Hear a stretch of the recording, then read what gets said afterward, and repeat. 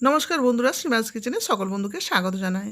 বন্ধুরা, বর্ষার প্রথমে বাজারে মাছের ডিম প্রচুর পরিমাণে পাওয়া যায়।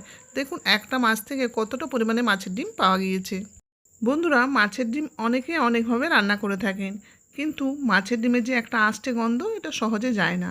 আপনারা যদি এইভাবে একবার রান্না করেন তাহলে কিন্তু মাছের আষ্টে গন্ধটা চলে যাবে, পরিবারের সবাই চেয়ে চেয়ে খাবে।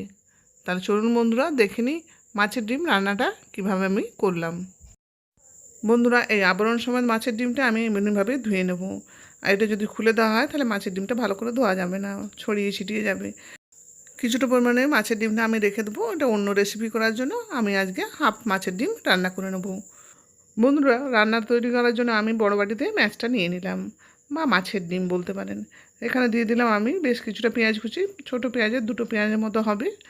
আর দিয়ে দিলাম কাঁচা লঙ্কা কুচি। আপনারা চাইলে ঝালের জন্য আরও বেশি কাঁচা লঙ্কা দিতে পারেন, আর নালে লাল লঙ্কার গুঁড়োও দিতে পারেন। আমি এখানে কাঁচা লঙ্কার ঝালই ব্যবহার করছি। দিয়ে দিলাম অল্প একটু আদা রসুন বাটা। দিয়ে দিলাম 1 চামচ বেসন। এটা বাইন্ডিংয়ের জন্য, আপনারা কিন্তু বেশি বেসন একেবারে ব্যবহার করবেন না। আর দিয়ে দিলাম পরিমাণ মতো নুন। যেমন মাছের ডিম থাকবে সেই অনুযায়ী আপনারা নুনটা দিয়ে নেবেন। কালারের জন্য দিয়ে দিলাম অল্প একটু হলুদ। হলুদ দিলে কিন্তু কালারটা খুব সুন্দর হয়। আর দিয়ে দিলাম অল্প একটু লেবুর রস। এতে কিন্তু কী হবে, মাছের ডিমে যে আষ্টে গন্ধ সেটা থাকবে না। এবার ভালো করে মেখে নিতে হবে। আপনারা মাখবেন যখন, তখন কিন্তু বেশ ভালোভাবে মাখবেন, যেন মাছের ডিমটা সবটাই কিন্তু মাখা যায় ভালো করে, একেবারে মিশে যায়। আর বেসনটা বেশি পরিমাণে দেবেন না, বেসনটা শুধু বাইন্ডিংয়ের জন্যে। মাছের ডিম ভাজার সময় যেমন চারিদিকে ফুটে যায় মাছের ডিমটা, সেটা ফুটবে না। আর যদি বেসন বেশি দেন তাহলে কিন্তু বড়াটা শক্ত হয়ে যাবে। আমি এখানে বড়াটা তৈরি করে নিচ্ছি মাছের, তার জন্য আমি গ্যাসে কড়াই চাপিয়ে দিয়েছি। দেখুন এটা মাখা হয়ে গেছে। এবার আমি কিন্তু বড়াগুলো ভেজে নেব। মাছের ডিমের বড়াটা ভাজার জন্য আমি গ্যাসে কড়াই চাপিয়ে দিয়েছি, বেশ কিছুটা সর্ষের তেল দিয়ে দিয়েছি। আর সর্ষের তেলে বড়াটা কিন্তু খুব বেশি ভালো লাগে। দিয়ে দিলাম এরকম ছোট ছোট আকারে বড়া তৈরি করে দিয়ে দিলাম। এখন কিন্তু গ্যাসের ফ্লেমটা হাই রাখবেন। হাই ফ্লেমে দিলে একটা বড়া একটার সঙ্গে লাগবে না। যদি আপনারা লো ফ্লেমে রেখে বড়াটা দেন, কিন্তু একটার সঙ্গে একটা লেগে যাবে।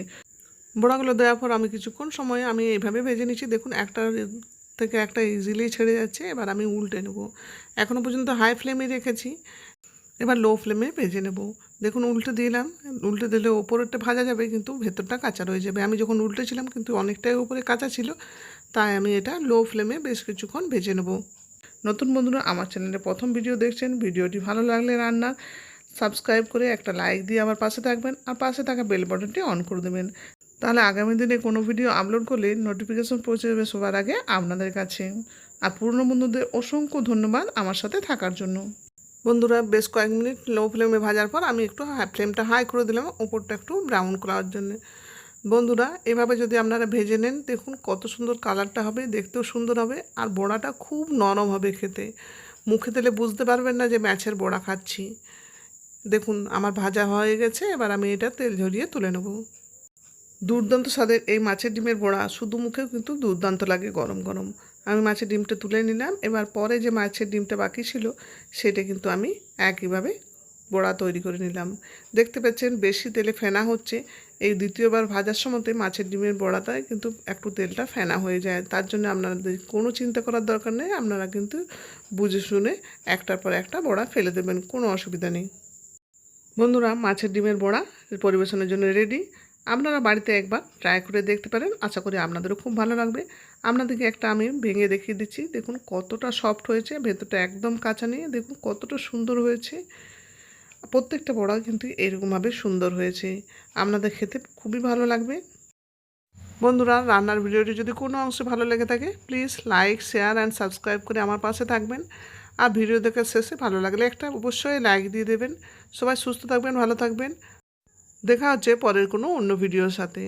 আজকে রান্নার ভিডিওটি শেষ পর্যন্ত দেখার জন্য সকলকে ধন্যবাদ।